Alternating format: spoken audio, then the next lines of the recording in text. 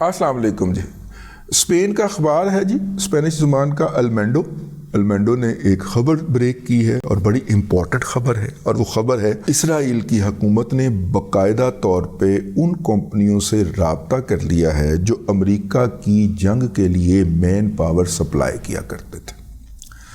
اور اس کے اندر black water ہے، ایکسی ہے، اور بھی بہت سارے لوگ ہیں۔ اور ایرک پرنس جو ہے، جو کہ جس کی بہن وزیر تعلیم تھی بش گورنمنٹ کے اندر امریکہ میں، اور وہ خود بھی فوج سے ریٹائرڈ شدہ ایک شخص ہے،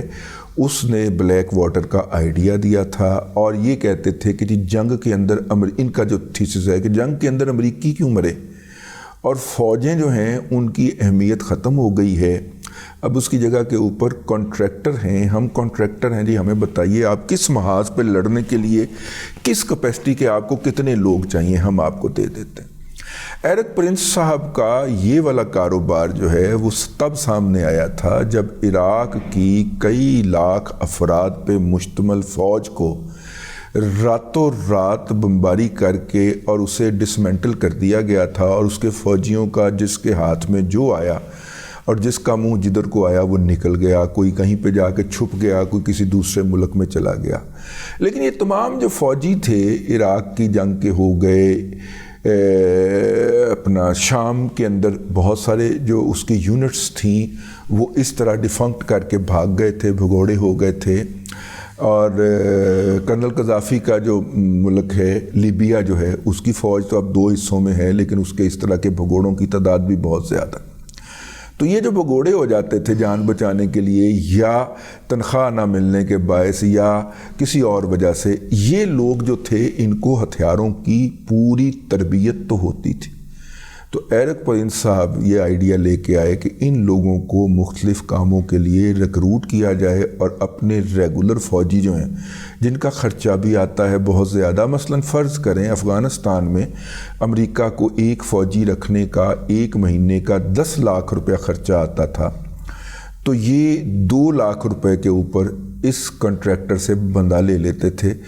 بندہ پھڑک جائے تو اس کی کوئی لائبلٹی بھی کوئی نہیں، مطلب وہاں پہ تو بندہ مر جائے تو اس کو آفیشیل پروٹوکول دیں اور اس کو لا کے آپ دفنائیں اور پھر اس کے ورثہ کو پالیں امریکہ کے اندر۔ ایسا تو کوئی خونے خاک نشینہ رزق خاک ہوا، مطلب اس کا تو کوئی کلیم ہی نہیں ہے کسی کا، یہ ان نون بندہ ہے، اور اس کو بھرتی کیا ہے آپ نے ایک محاذ کے اوپر جانے کے لیے، اسے کہا کہ تم نے جا کے، اور وہ کلنگ مشین تھی ویسے بائی دا وے، اور جا کے تم نے تباہی پھیر دی ہیں افغانستان کے اندر، شام کے اندر، لیبیا کے اندر۔ قتل و غارت گری کے جتنے بھی بدترین واقعات ہوئے ہیں ان کے اندر یہ کرائے کے ٹٹو جو تھے یا ٹاؤٹ جو تھے یہ شامل رہے ہیں۔ پاکستان کے اندر بھی بلیک واٹر کسی زمانے میں جب general field marshal Pervez Musharraf صاحب کی حکومت تھی، تو بلیک واٹر کے کتے جو تھے وہ پاکستان کے ہر گلی محلے کے اندر دن دناتے پھر رہے ہوتے تھے، کیونکہ اس وقت رینڈ کارپوریشن نے پولیٹیکل اسلام کے خلاف ذہن سازی شروع کر دی ہوئی تھی۔ ہر وہ اسلام کو ماننے والا جو سیاسی عمل کے اندر حصہ لینا چاہتا ہے اس کو فزیکلی ایلیمینیٹ کر دیا جائے۔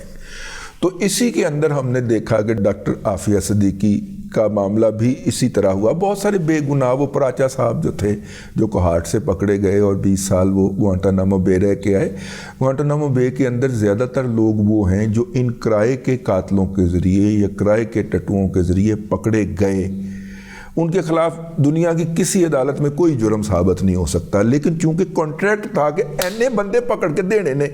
تو پھر تمہیں اتنے ڈالر ملنے ہیں، تو وہ بے گناہ بھی رگڑ دیے۔ ادھر مشرف بیٹھا ہوا سی، یہ $5000 لے کے ایک بندہ دے دیتا تھا، اور اس نے جناب ایک بندی کے ساتھ 6 ماہ کا بچہ بھی فری دے دیا۔ اس نے اپنی کتاب کے اندر، سوری میں یہ لفظ اس کے لیے استعمال کر رہا ہوں، اللہ اس کو کروٹ جہنم نصیب کرے، اس نے اپنی کتاب کے ذریعے ہمایوں گوہر صاحب کے ذریعے جو لکھی تھی اس میں اعتراف کیا ہوا ہے، ٹھیک ہے، لیکن بہرحال یہ وہ والا سسٹم تھا۔ تو پھر اس کے بعد اس کا کاؤنٹر ایران نے یہ کیا کہ جناب ہم نے جو پراکسی وار لڑنی ہے عراق کے اندر اور شام کے اندر، اس میں ایرانی کیوں مریں؟ تو ایرانیوں نے اپنی پچھلی طرف دیکھا تو یہ جو ہے نا ہمارے ہاں پارا چنار تری منگل وغیرہ جو ہیں یہاں سے بھی اور گلگت بلتستان کے بھی کچھ علاقوں سے بھی، ٹھیک ہے، وہ جو لوگ تھے انہوں نے اپنے مسلک کے بھرتی کرنا شروع کیے، اور ان کا بھی وہی ٹرمز اینڈ کنڈیشن تھی، اتنے ہی ڈالر تنخواہ تھی، وہ ان کو پھر فاطمیون اور زینبیون کے نام کے اوپر جو ہے وہ لانچ کیا گیا شام کے اندر، شام کی حکومت ایران نے بچا کے دکھائی، ٹھیک ہے۔ اور جناب وہ فاطمیون اور زینبیون جو تھے وہ جب وہاں سے فارغ ہوئے ہیں تو اپنے اپنے گھروں کو جو زندہ بچ گئے وہ واپس آئے ہیں، تو اب ہمارے چوتھے کے دن ہی ان علاقوں کے اندر تڑپس شروع ہو جاتی ہے اور پروپیگنڈا ہو جاتا ہے ادھر میڈیا کے اندر، سوشل میڈیا کے اوپر، دیکھیں وہاں پہ کیا ہو رہا ہے، اور بھائی وہ دنیا کی کلنگ مشین بن کے آئے ہیں، ٹھیک ہے، وہ تو اس قابل بھی نہیں ہے کہ انہیں انسانوں کے معاشروں کے اندر واپس لا کے بسایا جائے، آپ ان کو ان کے علاقوں میں واپس بھیجتے ہیں، ایکسپرٹیز ان کو ساری آتی ہیں، DOS DOS DOS DOS DOS DOS DOS,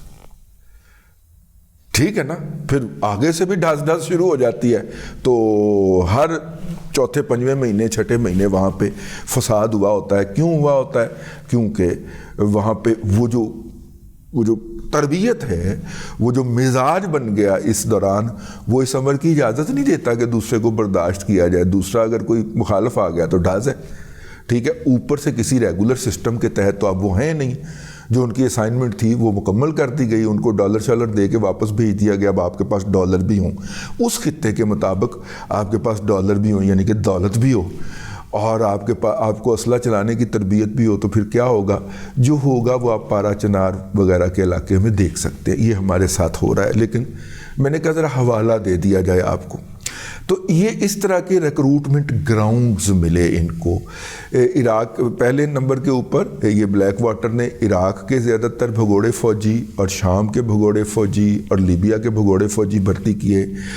اور ایران نے ان کے جہاں جہاں پہ انفلوئنس تھے، بھلے وہ یمن میں تھا، بھلے وہ یہ ہمارے پاکستان میں تھا، وہاں سے انہوں نے بھرتی کیے، تو یوں کرائے کے فوجیوں کا ایک کنسپٹ سامنے آئے، ٹھیک ہے۔ اب اس سے ہم ایک قدم آگے چلتے ہیں، اب یہ ہے جی پورا پس منظر۔ تو اس طرح کے کرائے کے فوجی جو ہیں وہ اسرائیل نے طلب کیے ہیں، مختلف کمپنیوں سے ٹینڈر مانگے ہیں کہ اگر یہ جو قتل و غارت گری ہم غزہ میں کر رہے ہیں، ہمارے اپنے فوجی بھی جو ہیں ان کے ہاتھ رک جاتے ہیں، تو ان کلنگ مشین کو ہائر کیا جائے۔ 20,000 کے قریب شہری جو ہیں وہ اب تک قتل کر چکے ہیں، اور اب ان کے ہاتھ ذرا رکنے لگے ہیں، تو اس لیے یہ والی کلنگ مشین لائی جائیں۔ 1 لاکھ لوگ قتل کرنے کا منصوبہ ہے۔ اس جنگ سے کچھ عرصہ پہلے یہ والے پروجیکٹس جو تھے یہ سامنے آ گئے تھے کہ ان کو یہاں سے 1 لاکھ قتل کیا جائے، باقیوں کو یہاں سے اٹھا کے تو مصر کے اندر صحرائے سینا کے اندر جا کے بسا دیا جائے، اور اس کے بدلے مصر کے تمام قرضہ جات جو ہیں وہ معاف کر دیے جائیں۔ اور اس کے آپ کو انڈیکیشن نظر آنا شروع ہو چکے ہوں گے۔ ایران جو ہے اس کے اوپر اقتصادی پابندیاں نرم کر دی گئی ہیں، اور اس کے کچھ جو فریز کیے ہوئے فنڈ جو ہیں وہ بھی بحال کر دیے گئے۔ یہ وہ رشوت ہے جو کہ امریکہ نے ایران کو دی ہے، یا یہ وہ افزانہ ہے جو ایرانی ملا نے وصول کیا ہے امریکہ سے کہ بڑکیں تو ہم بڑے لگوائیں گے اور ان کو دھکا شکا بھی لگاتے رہیں گے، ان کو دھکا لگا کے ہم مقتل میں پیش کریں گے آپ کی خدمت میں، آپ وہاں پہ ان کے اوپر چاند ماری کیجیے گا۔ اگر آپ دیکھیں شروع سے لے کے اب آج 32واں 33واں دن ہے، اب شروع سے لے کے اب تک ایران کا کردار آپ کو یہی نظر آئے گا۔ دوسرا انہوں نے رشوت کیا دی؟ وہ افغانستان والوں کو دی، اور افغانستان والے کے بہت سارے فنڈز جو فریز کر دیے ہوئے ہیں اور جو تقریباً بلینز آف ڈالر ہیں، ان میں سے کچھ فنڈ افغانستان کو ریلیز کر دیے گئے ہیں چپکے سے امریکی بینکوں سے، اور انہیں کہا گیا کہ شور نہیں مچانا، لیکن آپ نے اسرائیل کے خلاف ایک لفظ نہیں پھوٹنا۔ تو آپ دیکھیں کوئی پھوٹیں کوئی لفظ افغانی امت مسلمہ کے جناب طالبان جو ہیں، میں کہا کرتا ہوں کہ طالبان جو تھی وہ پختون نیشنلزم کی ایک موومنٹ تھی، ٹھیک ہے، بس اسی کو یہی سمجھ لیں، کوئی جہاد وہاد نہیں تھا، ٹھیک ہے، ہم بھی اسی اس کے اندر مارے گئے۔ غلط فہمی کے اندر.